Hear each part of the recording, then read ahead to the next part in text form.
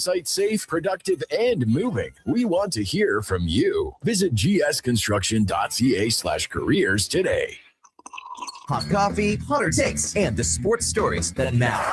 Check out Tom Gazzola weekday mornings from 7 to 11 on Edmonton's sports leader, Sports 1440. Be part of the conversation. 833-401-1440. Ford employee pricing is on now, and you pay what we pay on virtually our entire lineup of Ford vehicles. Visit your Alberta Ford store today. Alberta, this one's for you. Around here, trust takes a few winters. It's why players have known Jackpot City since 1998. Home to hundreds of exciting casino games, live dealer action, and new adventures waiting to be discovered. Jackpot City, nothing beats the original. Please play responsibly, 18 years or older, Alberta only. If gambling is affecting your mental health or well-being, 211 Alberta is here to help. Call or text 211 or visit ab.211.ca.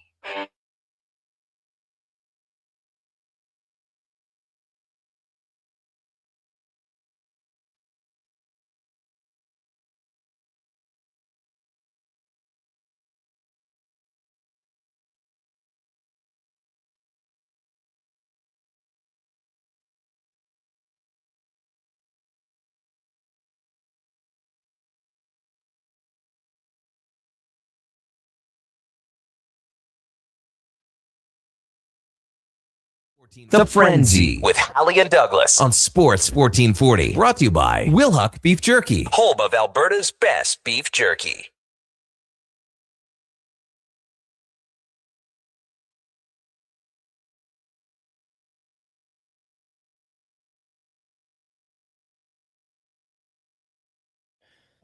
It's 11 o'clock. Good morning. Thank you for joining us here on The Frenzy, brought to you by Wilhuck Beef Jerky, the home of Alberta's best beef jerky. Connor Halley, Brandon Douglas. We got Josh Fenwick and a young Connor here as well, rolling through this Wednesday edition of the show. Appreciate you tuning in, whether it is on the AM dial, streaming on YouTube, Facebook, Instagram, Twitch, iHeart, listening online as well. Tune in. Our website, Radio Player Canada. The options are plentiful, and we are glad to have you join us on the show. Of course, you can always reach us, 1-833-401-1440. Email me, connor@sports1440.ca. You can also sub in Brandon or Josh and reach out to them as well. Today on the show, calling a little audible at the line. Now, we're going to switch things up a little bit. Fernando Ramirez is going to join us from the Sporting Tribune, covers the Los Angeles Chargers. He's going to join us just to kick off the show here, because we're going to go a full hour of the Chargers, because that's the route I want to take today. No, of course, it'll just be 15 minutes, give or take, but Fernando had someone else he's got to talk to at 10:30 Pacific time. So he'll hop on a little early with us. We'll get to 3 rounds with Fenwick at 11:20 and the mailbag as well. So keep the text rolling in, 1-833-401-1440. Brandon Douglas along here with us. Heard you guys got into the shopping cart discussion again. It's evergreen, Connor. It's evergreen. Fantasy frenzy classic, if there ever was one. If there ever was one. And I'll just get it to you. A person that doesn't put their shopping cart back at the corral, or a person that spits their nicotine pouch into the urinal, which is worse? Who's a scummier scumbag in your opinion? I think it would probably be the shopping cart person. Here's the thing. I feel like a lot of times when people do that, they're probably in establishments having a few drinks. Hold it less against them. Is that an excuse? You know, you're drunk. You just get to do whatever you want. It doesn't bother me. I see presented by Connor Halley. I see it in the urinal, and I'm just like, well, oh well, you know, that is going to be cleaned no matter what, right? Is it? I think so. I think they clean those once a day. I think that's kind of the standard. I don't actually know. I've never worked in that industry. I have worked in the shopping cart industry. And I know some people are like, oh, that's what they're paid to do. Kind of. But, and you know what? Maybe sometimes it's like a break. Like, okay, I get to go get out of the store. It's 15% Tuesday. I got to go take a 2-minute walk. And it's nice sometimes. But for the most part, I don't love it. Especially when people leave it in stalls. Like, right now you can't park there. So that's the way I've always kind of looked at it. Sorry, my headphones are cutting out as well. What are we calling them? Zins? Nicotine pouches. Nicotine pouches? That's a catch-all, so then it's not just one name brand. Is that becoming a problem? Like, I don't go out as much as other people. Like, Connor, I can tell you the last time I went into a public bathroom where there weren't at least one or two in the bottom of every single urinal. really? It's like it's an epidemic. And don't they have, like, I've seen Declan spit his into. Yeah, they come with their own and more importantly, you walked past a garbage can on your way into the bathroom. You're going to walk past it again on your way out. Yeah. I can't wrap my head around it. I think it's actually worse than the shopping cart because that means someone has to put their hand into the urinal to get them out. Yeah. Whereas, if you're talking about they get cleaned every day, probably with a brush or something, now that's no longer an option. Yeah, I mean, hey, it's not ideal. I saw Blair's text. That was quite the funny response. Yeah. Those aren't so bad. It's other things that are probably more of an issue. Now, Josh, hand up. Yes or no? Have you ever committed this sin that the Duke hates so much? I have not. No. Okay, good. I hate it. Makes you a good guy. I do the best I can. What about Declan? Do we think he has? Come on. Declan? Yeah, come on. You think Mackenzie sneaks into the men's washroom just to throw them in there? She does hers? No, she just leaves them in the sink in the women's bathroom. Is that worse? What's the equivalency of that? Well, it would depend on what type of sink, I think. Okay. No rhyme intended there, because if it's one where it just like pools at the bottom and you reach in and pull them out, but if it's going down the drain, that's problem city. Yeah, you're calling a plumber after that, right? Yeah, for sure. You know, it's one of those things that, like I said, I don't go out as much. I mean, I go to restaurants occasionally, but I haven't really seen it as often. I missed that craze. You know, I missed that craze and seltzers. That's another one. You're not a seltzer guy? Well, like they came out of 2019, 2020, they really peaked. My wife and I took that direction of not really drinking during COVID. I know some people went the other way. We were like, well, I'll take a break here. So when they really got popular, I still don't know if I've had one. So there's a few phases that I have missed. Maybe I'll get into both one day. Pop a nicotine pouch and drink a Bud Light seltzer. Seltzer? That's the Seltzer. Seltzer? Ben? Seltzer. Yeah, no, it's Ben Seltzer. Yeah. Not Stelter. And I'm thinking of all these names going through. A lot of people just are you guys looking in the urinals? No. You might take a look down.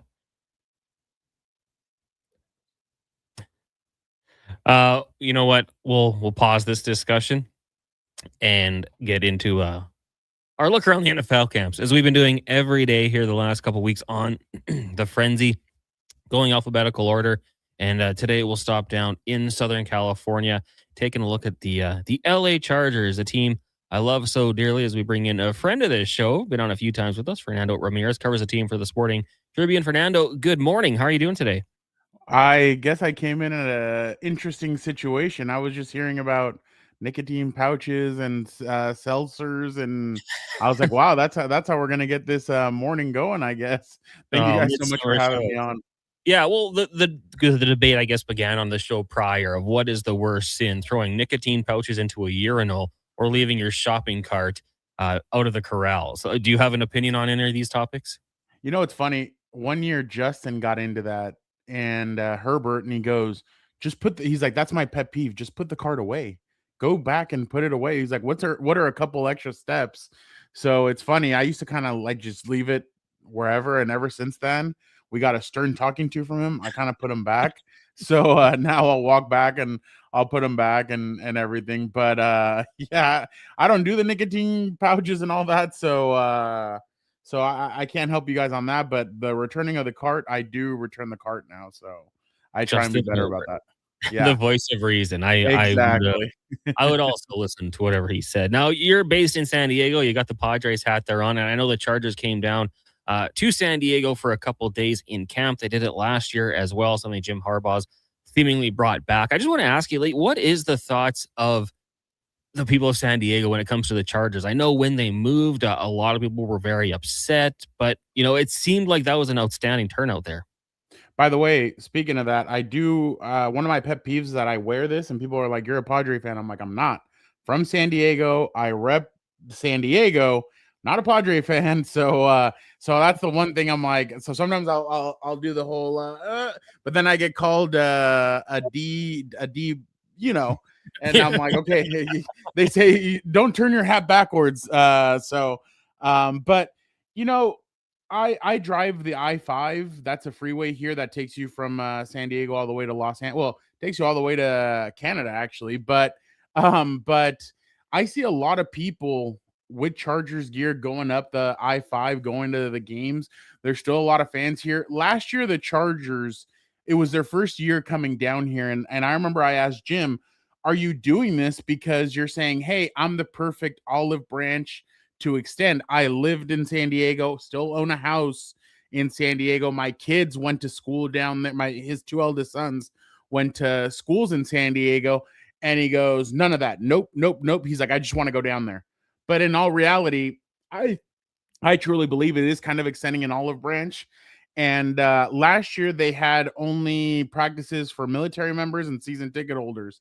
This year they decided to extend it to everybody, and they had a great turnout. Like, fans stayed. Herbert signed autographs the first day for about 25 to 35 minutes after, like, that's when the whole video thing happened with him and his fiance, and then he came to speak to us, and then he went and he signed autographs for 35 minutes, and he was like, I just love it here. Like, it's great. There's a lot of history here. I love San Diego. It's great that we do this. I hope we continue doing it for years to come. So I think I think San Diego's ready to embrace. Obviously, you have the 5 or 6 idiots online that keep on screaming, nobody cares, nobody cares, nobody cares. They do care. I think Jim getting hired brought a lot of Charger fans kind of back, and I think people love Herbert. I think people love Derwin James, Khalil Mack. They love the nucleus of this team. They just don't like the owner. But I think a lot of fans have kind of come back to it, and they really embrace this. They've embraced the team. So that's been interesting to see, especially because I've been around the team since they moved all the way up until now. So it's been interesting to see the way they kind of both have kind of embraced each other once again. Fernando Ramirez joining us here on The Frenzy, taking a look at the Los Angeles Chargers. So call your ex, people. No, I'm kidding. We're looking at this Chargers team this year, and I think the biggest offseason acquisition would be offensive coordinator Mike McDaniel, and just that relationship he's going to build with Justin Herbert. I know, they took the football out of his hands for a while just to work on that footwork going into this new offense. So I want to ask you, just how has that relationship grown in the couple of months that we've seen between Justin Herbert and Mike McDaniel, and what are you expecting out of Justin Herbert?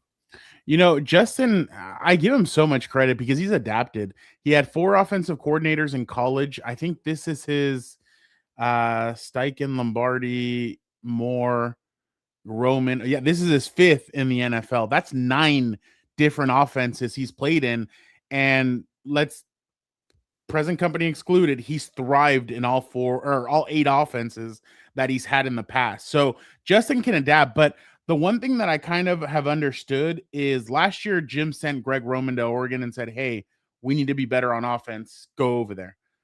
Clearly, it didn't work. It worked because they won 11 games, but Jim knew, I cannot continue doing this. I need to get younger at off. The way my defenses have thrived, I need to get younger and more creative on offense. We all know what's happening now. Everybody's copying the Sean McVay, the Kyle Shanahan scheme. And what better way to do that than to bring in one of the kind of ringleaders of this offense, one of the main components of the Kyle Shanahan coaching tree, and bringing Mike McDaniel, who, now that everybody knows 4 years later, what he did with Tua Tagovailoa down there in Miami is way more impressive than I think what he's been given credit for. I mean, he had Tua in MVP discussions a couple of years ago, and that's all because of the quick game, all the things that he did. Obviously, Tyreek Hill and Jalen Waddle out a lot, but I really think that what Herbert and McDaniel have done, McDaniel sat down with Herbert and sat down and watched all of Justin's films from the moment he came in against Kansas City until the playoff game last year. He made notebook notes. He cut up film, and he showed Justin some plays. They watched the wild card game against the Patriots together, and then he showed him what he wants to do with the offense. So they've already gelled. They really like each other. In the past, you haven't seen Justin be so open to the offensive. Like, the way he openly speaks about Mike, you can tell it's different, and he's really excited about it. So I expect that this offense is going to take a huge step forward, especially if the tackles stay healthy. But one guy that has been automatic during camp has been Ladd McConkey. He is just getting open almost at will in this offense. So I think Ladd is going to be more of the Tyreek Hill in this. Obviously not as fast, but he is very fast. He's very shifty. He can get open, and I think Ladd is really going to thrive in this offense. But going back to Mike and Justin, I really think that this marriage is going to be I think it'll go well. And two, Mike is going to be on the field, so Justin is going to have a direct link to him, and they're going to be able to talk. They don't have to jump on the phone and talk from upstairs, downstairs. They're going to both be on the field, so I think that's going to be huge as well for both of them. Fernando Ramirez from the Sporting Tribune talking LA Chargers with us here on the Frenzy on Sports 1440. So another element of Mike McDaniel's game and game planning in particular that showed a lot of success in Miami was the run game and the explosiveness of Devon Achane.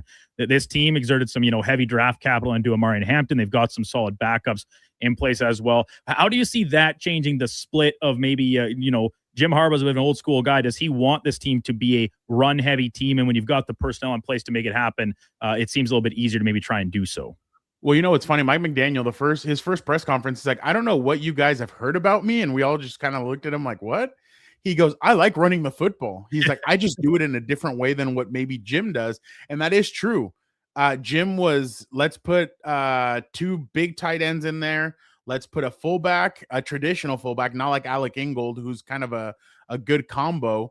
And let's just pound the rock like the way they did with Frank Gore. That's not the way Mike does it. Mike has three different running backs that he chooses who has the hot hand. They're going to feed him. And I know he broke a lot of fantasy football people's hearts on Monday when he said, yeah, this is going to be whoever has a hot hand, we're going to ride it.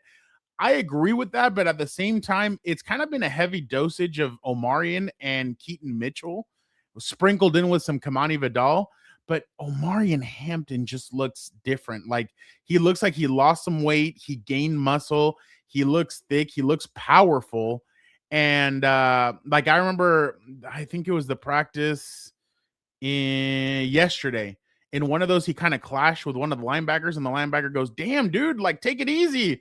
And you could just tell like Omarion's ready to get out there. He was not happy about his rookie year. He thought he had made some strides like in the Giants game, but he feels like he can take it up to another notch. So I think the run game is going to be there's going to be a huge improvement with it, especially with the zone blocking scheme that Mike likes to run. And that's what they're really excited about. I mean, Joe Alt and Rashawn Slater have both been saying they love the zone blocking scheme that McDaniel brings. And then obviously they have a way better, they upgraded at center in the offseason with Tyler Biotish. So they're really excited about what the mesh between this offensive line and the running backs can do this season. And you already touched on Ladd McConkey briefly there, Fernando, and what his potential role could be in this new McDaniel offense. But the rest of the receiver room, right? It's we know Ladd McConkey, Quentin Johnston, the career in college and up and down elements of his NFL career so far. But Connor Halley, the Chargers super fan over here, he's been preaching the praises of Trey Harris for quite a while now. Do you see him having a much more prominent role inside this offense this season after maybe earning some trust of Harbaugh last year with the no block, no rock mentality? I haven't seen Trey Harris drop a ball yet. Ladd also, like I haven't seen either one of those guys drop anything. The one thing about Trey is that I don't know who he just reminds me of like this big old like receiver who's willing to hit. Like if you go back and look at the Omarion play from last year and against the Giants when he got that 55-yard rush, it was Trey that opened that up with a nasty block on one of the safeties. So I think that's the thing. They were really happy with his blocking last year. And this year, I think he's going to evolve in this offense. Everybody kind of talks about Quentin and everything. I look at Trey Harris as that number 2 kind of behind Ladd. I just think he showed a lot of glimpses last year of what he could be. And I think this year in camp, he's this surefire, like he catches the ball with his fingertips. Like, like those old school Terrell Owens, like kind of guys that catches it with his fingertips. He doesn't use his body. He's very sure-handed. They're really excited about what Trey can do. And I think Connor should be excited as well as Charger fans. Trey is really kind of taking that next step. He lost some weight. He gained muscle. They're really excited about Trey. And Trey was a guy that Mike said he looked at him in when he was at Miami and he thought, okay, I want this guy Chargers obviously ended up snatching him up, but they really are expecting a lot from Trey this year. But I agree with you. There's kind of a little bit of unknown after those three guys. You have Brennan Thompson, who's been taking the top off of the defense. He's very explosive, but can he be consistent with it? I remember last year, Keandre Lambert-Smith was a guy that in practice he flashed, but then it came to the games and it really wasn't there. He wasn't able to kind of get it going, albeit the Chargers offensive line wasn't able to hold for Justin Herbert for more than 3 to 4 seconds. So Keandre wasn't able to get open. But this year, a guy that's kind of flashed is Keandre. Keandre's had a good camp so far, and I think it's just been quieter because of Brennan. But I think Keandre is going to need to show a lot in these next 3 preseason games. But I think they're really excited about his potential. And a lot of people are thinking they might go get a veteran presence again. As of right now, they have no intention of it. They're really happy with the young receiving group that they have. And barring any injury, I don't see, because I know people are going to like ask Keenan Allen. I'm like, I don't see it happening unless an injury happens. So they're really excited about all of these young receivers that they have on this team. The oldest one is Q. Q's the oldest receiver now, and he's in his 4th year. So yeah, it's a pretty young receiving group. Yeah, investing top draft picks in there as well, second rounders for McConkey and Trey Harris. As we're looking at the Chargers with Fernando Ramirez of the Sporting Tribune. Now, just looking at pass catchers, the tight end room, we really saw that shift in 13 personnel with Sean McVay and the Rams last year. The Chargers went out and got ahead of it, bringing in Charlie Kolar from the Ravens, who's, I feel like, as versatile as they come. Like, came into the league as a pass catcher, became one of the best blockers. You've got David Njoku, who comes over from Cleveland and, visited, left, decided to come back. Orende Gadsden showed what he could do last year, had a really good stretch of games. How do you feel about the tight end room? We were talking I had David on my podcast the other day, and he was talking about how he feels like this 13 personnel, if they run it, when they run it, I guess, that it's going to be very lethal because all 3 of them do something different. And yesterday was Tuesday. Yeah, yesterday during practice, Charlie started off on the left side of the field. He took off with Derwin right on him. Herbert drops it. Like, if Charlie doesn't catch it, it goes out of bounds, so he didn't risk it.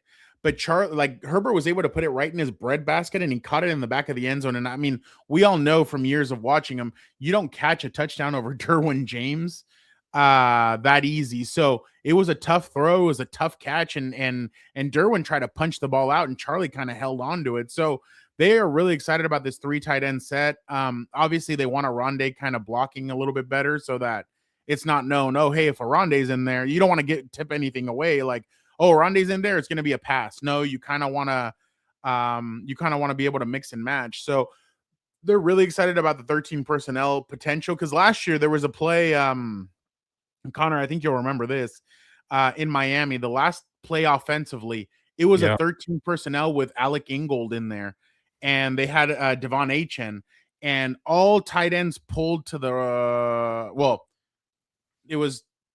there was 2 tight ends on the right, there was 1 on the left, that was Darren Waller. Everybody pulled to the left, Darren Waller went to the right, he was wide open in the back of the end zone on the right side. Tua just basically could have handed it off to him. That's exactly the kind of play that they want to run, and that's the kind of stuff that they're excited about. So they're really excited about this, about the weaponry that they have around Justin. They feel like this is the first time in a while that they have this amount of weapons, probably since back in his rookie year when he had Austin Eckler, Mike Williams, Keenan Allen, Hunter Henry. Like, they have not had a weaponry this deep since then. So they're really excited about the plethora of weapons that they have at Justin Herbert's disposal. Now, before we $2 word. Before we let you go here, on the defensive side of the football, obviously returning a lot of starters. Dalvin Tomlinson comes over from the Cardinals. I just want to get your thoughts on this group as a whole, but maybe first about Akeem Messidor. He's Canadian, so we got to ask about him.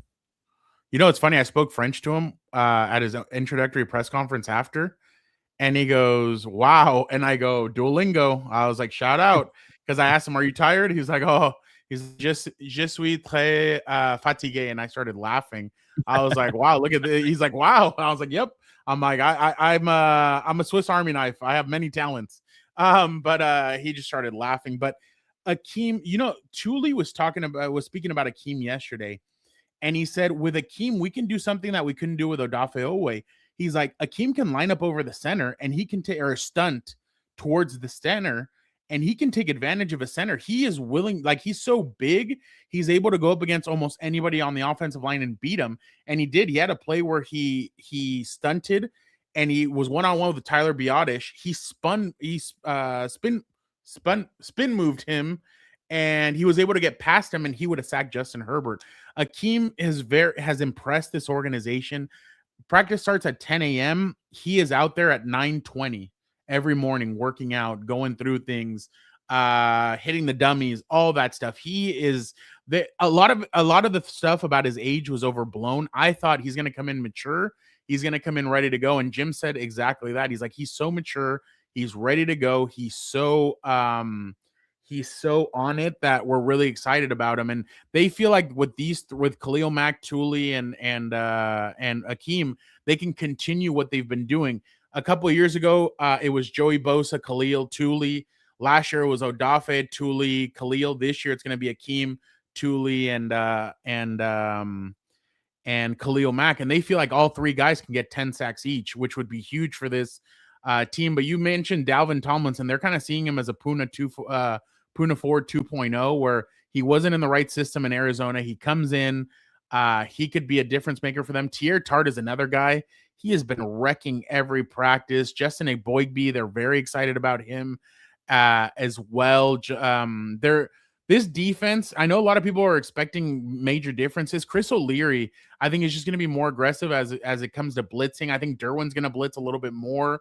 They're really excited about this defense. Guys were literally banging the table for Chris O'Leary to be the defensive coordinator, and he went to Western Michigan last year to go be a defensive coordinator, get reps.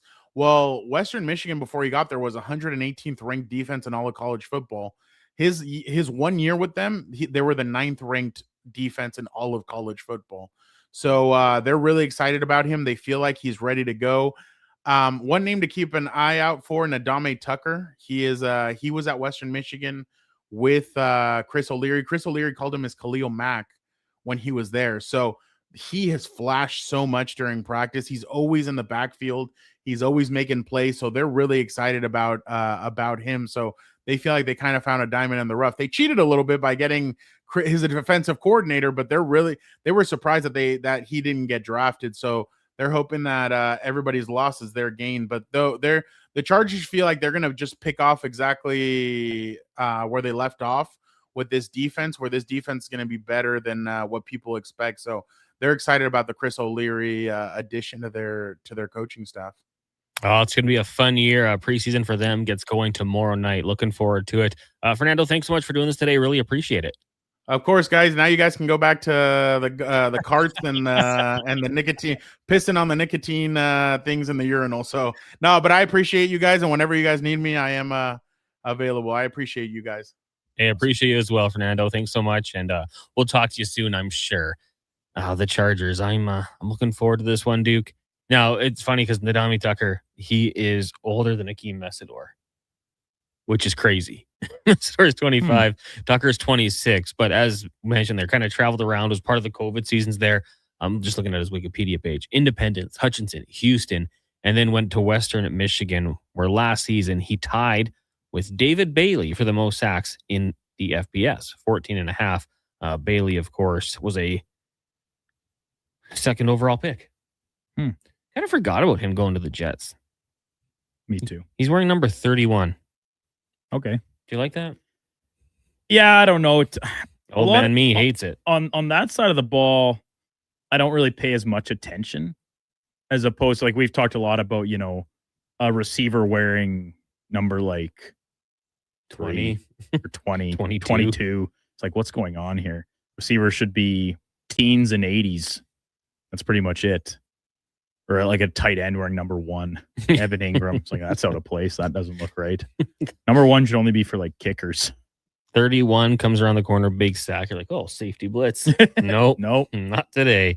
We'll take a breaker. When we come back, we'll get to 3 rounds with Josh Fenwick. It is The Frenzy, brought to you by Wilhock Beef Jerky. Tee up for a great day on the course and support the Stony Plain Eagles Senior Men's Hockey Club. It's the Stony Plain Eagles Golf Tournament. Gather your foursome and join the Eagles August 25th at the Links at Spruce Grove for a 2 p.m. shotgun start. Enjoy a fantastic afternoon of golf, great company, and friendly competition, all while supporting the Stony Plain Eagles. Get all the details and register today at stonyplaineagles.com. Attention Alberta construction pros. For over 50 years, Japa Equipment Rentals has been your go-to for top-notch equipment and stellar service. Whether you need rentals or expert maintenance, we've got you covered. Stop by our Edmonton or Calgary locations today. Beer League Slow Pitch. It's an Alberta summer tradition. I got shortstop. I'll take pitcher. Yeah, I'm just here for the dugout snacks. When you're playing on the field, you need serious fuel. And there's only one MVP. Wilhock Beef Jerky. Load up on Alberta's best beef jerky and hit a home run with the team. It's the perfect snack for your summer sports. Wilhock Beef Jerky, because you can't have summer fun with salad. Only available in Leduc. Legacy Heating and Cooling is serious about cooling. In fact, we offer multiple ways to cool your home. So you better call Legacy. Call Legacy. If you're looking for traditional air conditioning, we got you. Call Legacy. Call Legacy. Or ask us about a heat pump to help you heat and cool. Call Legacy. Call Legacy. Cool with AC or cool with a heat pump. Cool your home with Legacy Heating and Cooling. Hi, Mike here from Northgate Chevrolet Buick GMC. Car shopping sucks. That's right. Going back and forth 100 times just to get a price. Give me your credit card for a test drive. What's all these extra fees? That sounds ridiculous. At Northgate, we do things a little differently. Good deals on new, pre-owned vehicles, good people, and a great selection. And don't forget about our employee pricing. Stop in and see us today, 13215 97th Street, or visit us online at northgategm.com. You're in Northgate country.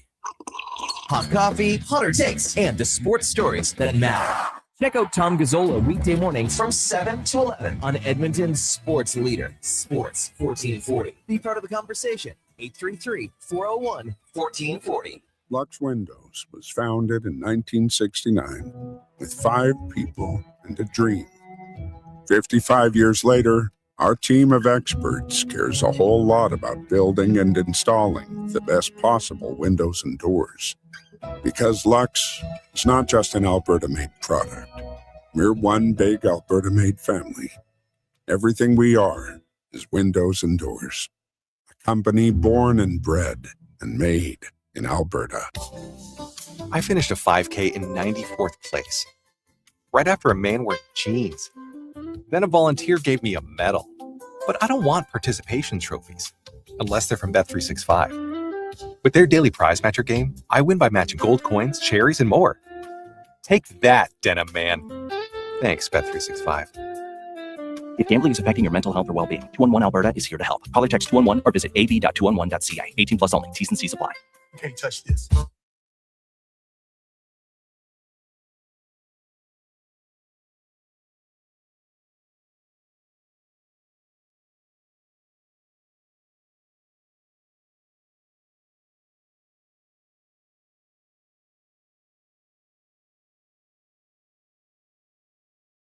The Frenzy with Halley and Douglas, tag team champions of sports know-it-alls on Sports 1440, presented by Wilhock Beef Jerky. Welcome back to the Frenzy here on Sports 1440, brought to you by Wilhock Beef Jerky, the home of Alberta's best beef jerky. Halley, Douglas, Fenwick, and Young Connor with you here. Text lines 1-833-401-1440. Let's dive into it. 3 rounds with Josh Fenwick, brought to you by Elks Nation. Check out the new website, elksnation.ca. Articles, podcasts, and more, breaking down the green and gold, the most in-depth W football coverage online, elksnation.ca. Want to ring the bell? All right. Ding, ding. Round 1. All right, round number 1, 2012. It's getting redrafted. Which one of these guys comes off the board first? Andre Vasilevsky or Connor Hellebuyck? Yeah, the two obvious goalie cases here and what was, in hindsight, a pretty weak draft overall. A few other names would be jumping up the board pretty substantially, but these two guys might be some of the biggest jumpers. Great options. I'm I'm very deferential to Andre Vasilevsky. The guy has 2 Stanley Cups. Unbelievable, like especially in those playoff runs. His stats through the playoffs a number of years consecutive until, frankly, the last couple were some of the very best in the history of hockey, especially today's modern era of it. So to me, it's not even close. I get it. Connor Hellebuyck's made his way to a gold medal at the Olympics, was very good, especially in that gold medal game against Team Canada. The save on Devon Toews from essentially the goal line, reaching back with the paddle. That's all great. But what has Connor Hellebuyck's other track record told us? He doesn't really show up when the games seem to matter the most. And Vasilevsky has done that in spades, and also hasn't had a chance to play at the Olympics for off-ice reasons internationally. So if we got a chance to see him there, I think he alone would make Russia an immediate contender for international glory. So open and shut for me, I'm taking Vasi. Yeah, I mean, the thing about the redrafts, like, it's not a thing. You know, you have to go back and you look at they got this guy from the Odessa Jackalopes in the 5th round. Like, what a pick that Connor Hellebuyck was to take him and then, you know, develop him in that fashion. Obviously, a couple of years in college. He was in the NHL very quickly, though, which is crazy for a 5th round pick.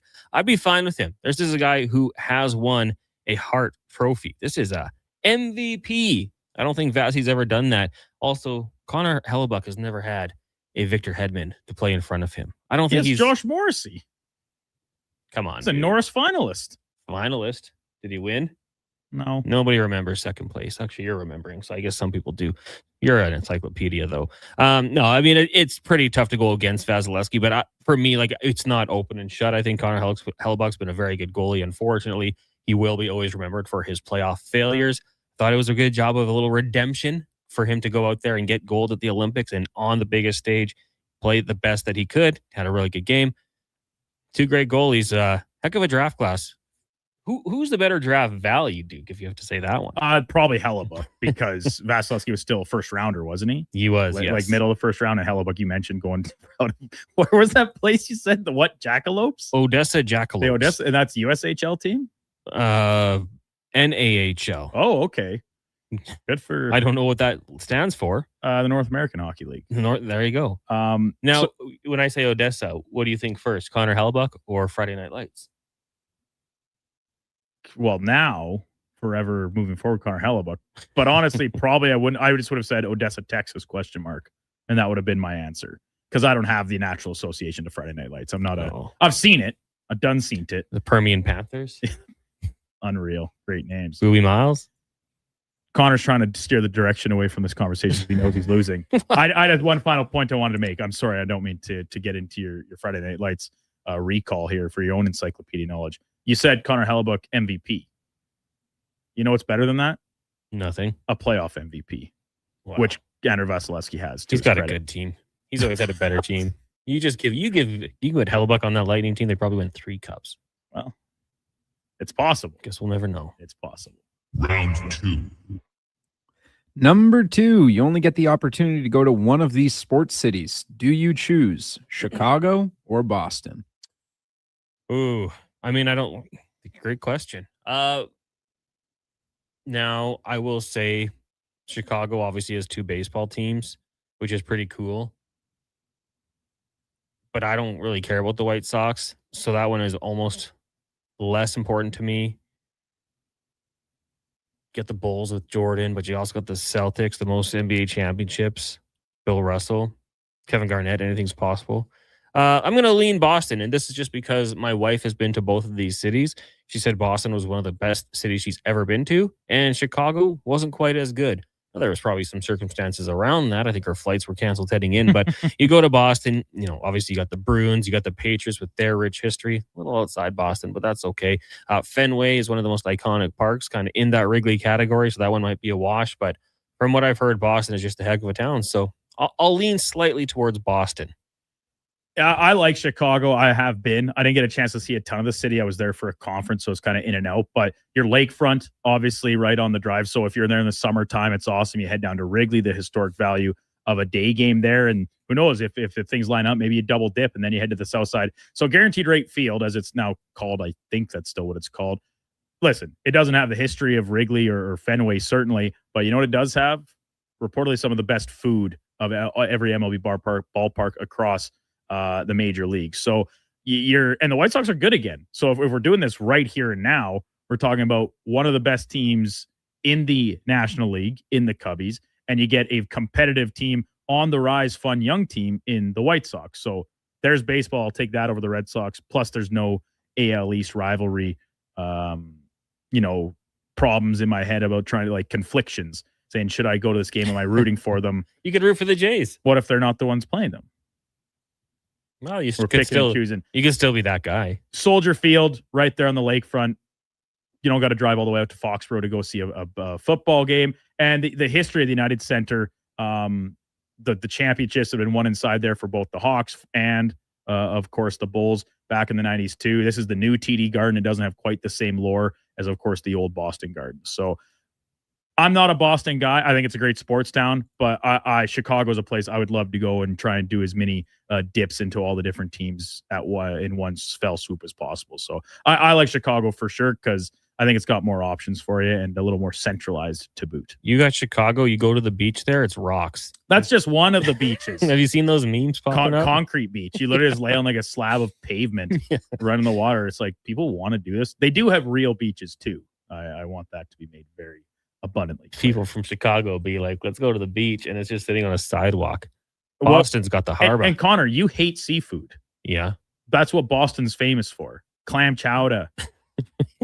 Yeah, I do. I would rather have Chicago deep dish. You're right. Fresh Atlantic lobster and things like that. Chicago, it's got everything we like.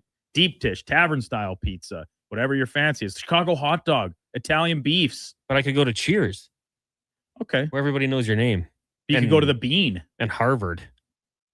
Why is the Bean in Chicago? I don't know. Bean Town. I don't know what it is. It's windy there, dude. What does it do? Sears Tower. I don't think that's what it's called anymore, but cool. It's tall. Cool place. Very tall. All right. Final round. Third and final. What is the more tortured franchise? The New York Mets or the Los Angeles Clippers? I got to go first here? You do. Interesting. This seems too obvious to me, which I know both are very tortured. The Mets, some of it more recent maybe, but I'm going to say the Clippers because of the simple fact they've never won. They've never even been to a finals, right? As the Clippers, yes. I believe the Buffalo Braves. The Buffalo Braves did, but since relocated, they were in San Diego first, and then obviously up to LA. Both have had terrible owners. Both now some of the richest owners. Braves never went either. Okay, so they're conference finals. Have the Clippers even been to a conference final? They've lost 3 as the conference final with the Braves. LA lost the Western Conference. No, you're right. Conference semifinals, conference semifinals, conference finals in 2021. COVID? Yeah. This was the year after the bubble. So not in the bubble, but was it still played 82 games? They played a full season. Yeah. Okay. So either way, never even been to a final. The Mets have 2 World Series. And in the 80s, or was it 70s, whenever Keith Hernandez was the guy, they were the hot team. They were everyone's favorite team. So they, at least, it's a previous generation. They've tasted glory. They've tasted that. The Clippers have always been the disappointment, the underwhelming. And the Mets have certainly had plenty of that more recently and in the past 20 years.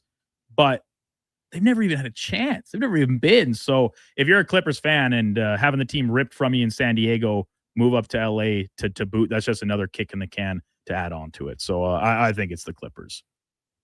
Yeah, I mean, tough to go against that not making it. One might argue that getting there once made it even tougher. They've struggled. They won their first championship in 1969. Great year. Then they lost. They won again in 86. Then it was a lot of struggles. I think playing little brother to the New York Yankees, who won so much, it's very similar to the Clippers and the Lakers. For sure. Where they both are tortured for that reason. We did see the loss in the World Series in 2015. That's heartbreak. It's all about perspective. It's like Oilers fans are like, man, we are living a tough run. We lost 2 straight Stanley Cup finals. Whereas a Columbus Blue Jackets fan will be like, well, we haven't even been there.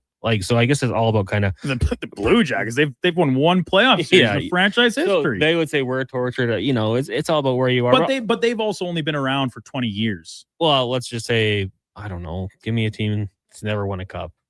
Win the big Jets. The Jets. And they great teams. Always were in the Oilers division back in the day. So that Right. could be tortured from their perspective. But I'll go with the Mets and just they have the highest payroll. Like they go out there and they spend this money. Like when's the last time we really got excited about the Clippers?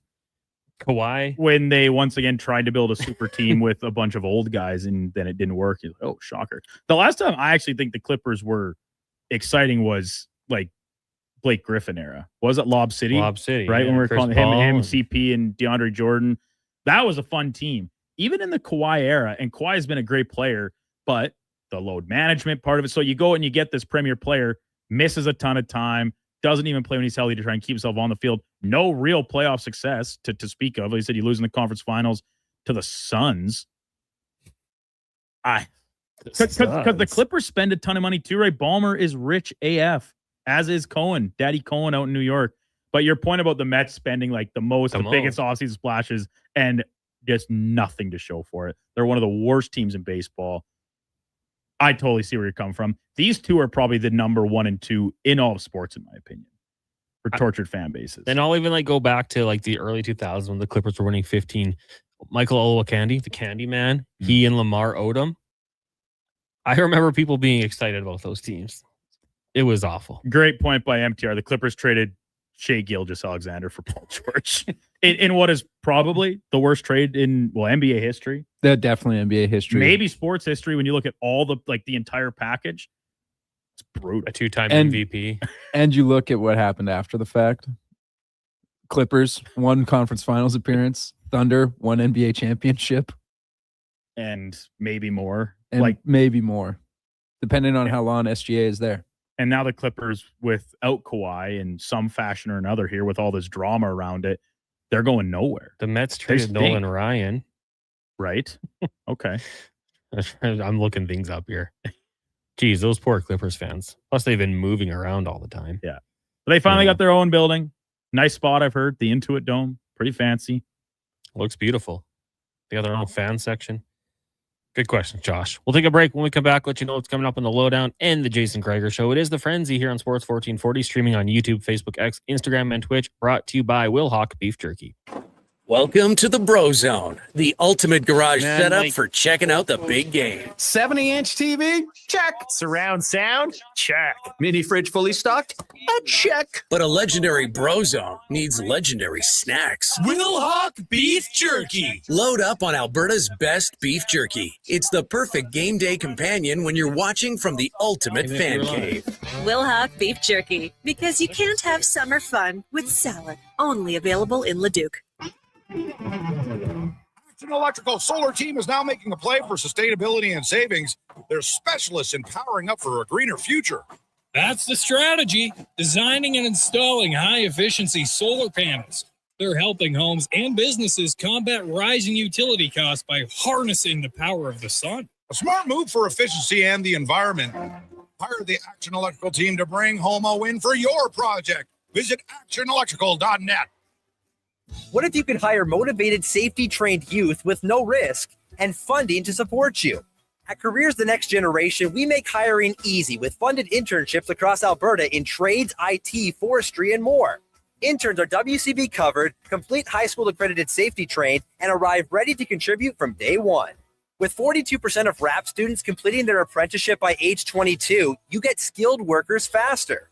Spots are filling up. Visit careersnextgen.ca today. Kickoff is coming August 15th. Elks, Argos at Play Alberta Field at Commonwealth Stadium. It's Family Day presented by Goodwill Industries of Alberta. Youth 17 and under get in free for an early afternoon contest. Conditions apply. Tickets and info at goelks.com/tickets. At Papa John's, we know it's not just a pizza. It's a family gathering. A happy birthday, a special celebration, or just a sigh of relief at the end of a busy day. For a limited time, get large one-topping pizzas for only $14.99 each on original, thin, or New York-style crust. Use promo code L1499 at papajohns.ca or on the Papa John's app. Get yours today. Better ingredients, better pizza. Papa John's. Don't let rookies scratch your custom wheels. Evolve Wheels and Tires uses premium touchless equipment designed to protect your wheel and tire investment. Trust the enthusiasts at Evolve Wheels and Tires, Edmonton's premium wheel specialists. Evolve your ride. Evolve your experience. Edmonton's only 24-hour-a-day sports radio station can be heard anytime, anywhere. Sports 1440 is streaming on your phone, your tablet, your computer. Download an app today and listen to Sports 1440. I'm Dr. Vance Elliott. The goal of every one of the thousands of hair restoration procedures I've performed is a full, natural-looking head of hair. I work directly with my patients for the consultation, the procedure, and the follow-up, so we can achieve the best results possible. When people see what we accomplish, I don't want them to think, "Wow, great hair transplant." I want them to think, "Wow, great hair." Go to drvanceelliott.com and contact us today. First pitches, kickoffs, tip-offs. When the game is on, you call the shot. Whether it's a parlay after working all day or a straight bet and straight to bed, Betway has what it takes for you to bet the Edmonton way. So when it's your turn to play the Edmonton way with Betway. Play responsibly. Alberta only. 18+. If gambling is affecting your mental health or well-being, 211 Alberta is here to help. Call or text 211 or visit ab.211.ca. Standard message and data rates may apply.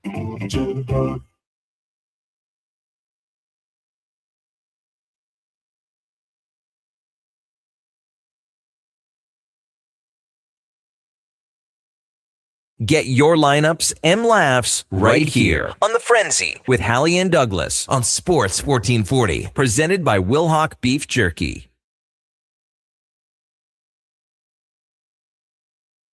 $11:49. Welcome back. It is The Frenzy here on Sports 1440, brought to you by Wilhauk Beef Jerky, the home of Alberta's best beef jerky. Check them out online, wilhaukbeefjerky.com. Only available in Leduc. Connor Halley, Brandon Douglas, Josh Fenwick, and Connor the intern with you here. Our text line 1-833-401-1440. If you'd like to get in on the conversation, we can talk Chargers, we can talk shopping carts, nicotine pouches. That's the one. We've had a lot of things going on here. Coming up next, we got the Lowdown Flowtide today on the show. Of course, they'll get to their rumors segment. Kevin McCurdy will join them to talk some Oilers and more. And Declan CAA at 1:40. Then on the Jason Gregor show today. Should be a fun one. You got Dan Rosen from NHL.com. Of course, the NHL doing their top 20 defensemen. Evan Bouchard dropping in at number 10. Same spot as last year, so we'll talk to Dan about that. And the rest of the list, Tyler Yaremchuk from Daily Faceoff Edmonton.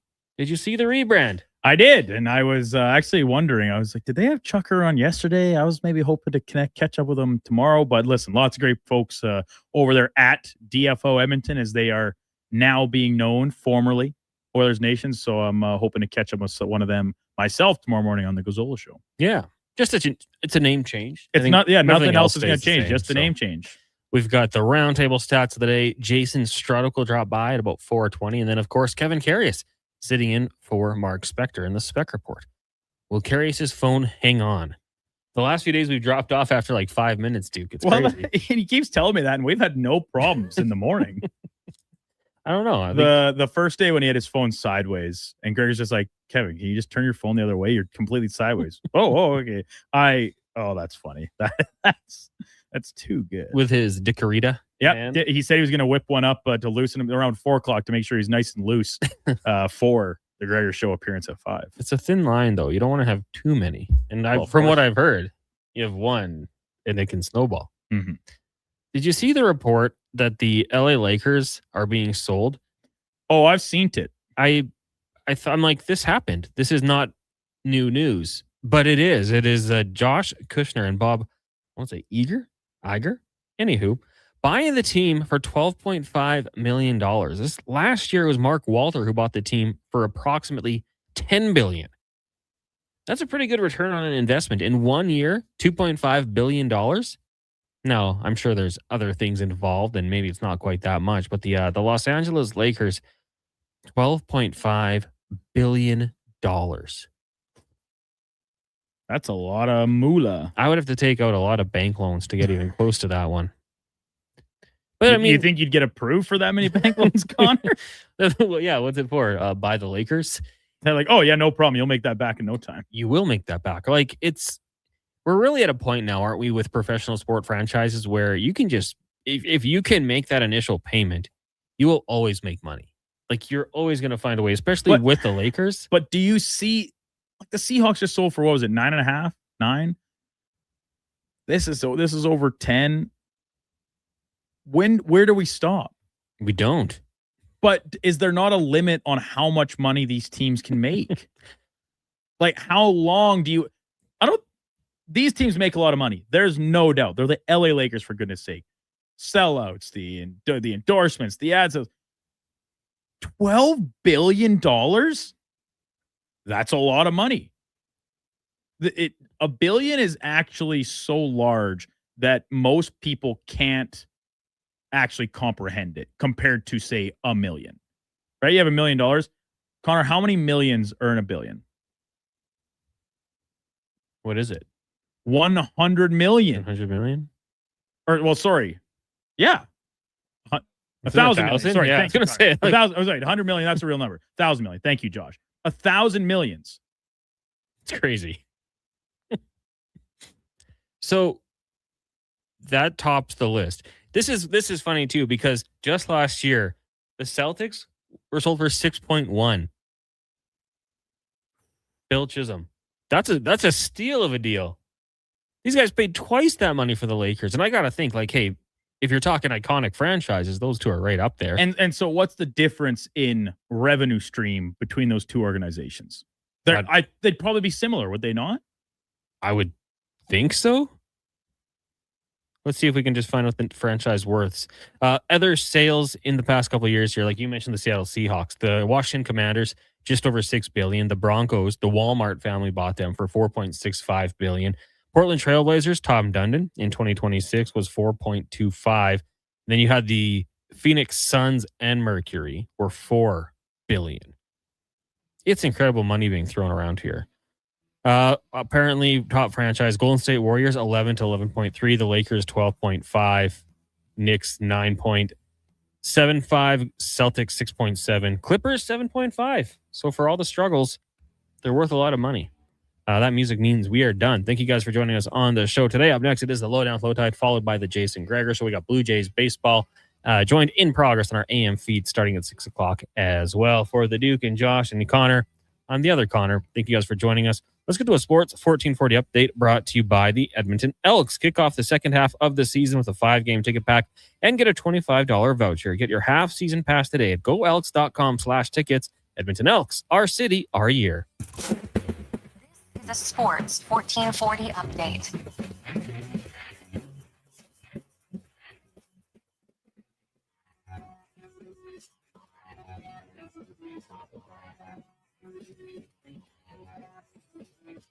Toronto Blue Jays continue their set in downtown Toronto against the Red Sox tonight. Jose Soriano taking the hill for the Bluebirds. First pitch coming just after 5 o'clock. Catch that game right here on Sports 1440, joined in progress at the conclusion of the Jason Gregor Show. Elsewhere, one game already underway. The Orioles up 1-0 on the Twins in the bottom of the first. Phillies and Cardinals getting underway just after the top of the hour. Other matinee affairs, Athletics hosting the Rays. Rockies taking on the D-backs from the desert. And still to come this afternoon, Yankees continue their set hosting the Mariners from the Bronx. Cubbies up against the Nats. And the nightcap, Dodgers hosting the Kansas City Royals. NBA offseason news, the Los Angeles Lakers reportedly being sold to businessman John Kushner and former Disney CEO Bob Iger for over $12 billion, a number that will set a record-breaking price point. National Bank Open semifinals in men's singles. This afternoon, Rafael Joder up against Brandon Nakashima, and Lerner Tien will take on Ben Shelton. In the women's bracket semifinal, it'll be Alina Svitolina up against Iga Swiatek, and Coco Gauff will play Alina Rabakina later on this afternoon. Coming up on Sports 1440, it's the Lowdown with Low Tide. I'm Brendan Douglas at your Sports 1440 update. This is Sports 1440.